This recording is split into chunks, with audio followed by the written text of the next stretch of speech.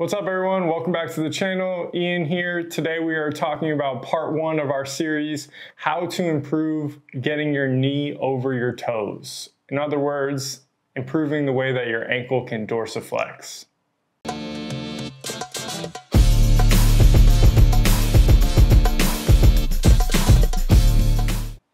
Okay, so let's go ahead and get into it. Today we're going to be focusing on part 1, which is what is going on at the heel or the calcaneus, which is this bone right here. A lot of people will think that you just need to keep a rigid arch all the time. That's not true. We want our foot to be able to change shapes. The two main shapes are supination, which is a high arch, and pronation, which is a more spread out, flattened foot.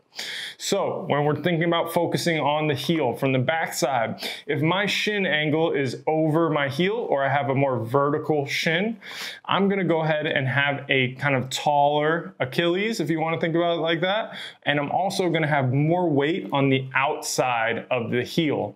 I'm going to have this standing up nice and tall. We want to be able to start in this position so that our transition as the shin goes forward into more of a pronation is smooth, and it starts from that. Meaning, if you look at your picture from behind and your heel looks like this, you're probably not going to have good access to this beginning position, which can also mess up the transition. So think about someone who's super collapsed inward.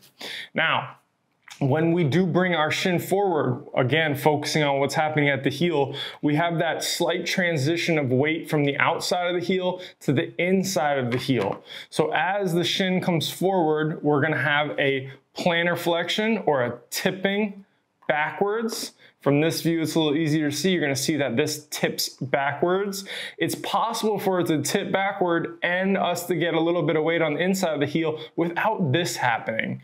So a lot of people will say, oh, it's a full collapse, you're crushing your ankle. That's not what we're talking about. We're talking about movement at the heel, a little bit of a shift inside, and then it can translate forward cleanly without it being this crazy collapse that you might be worried about.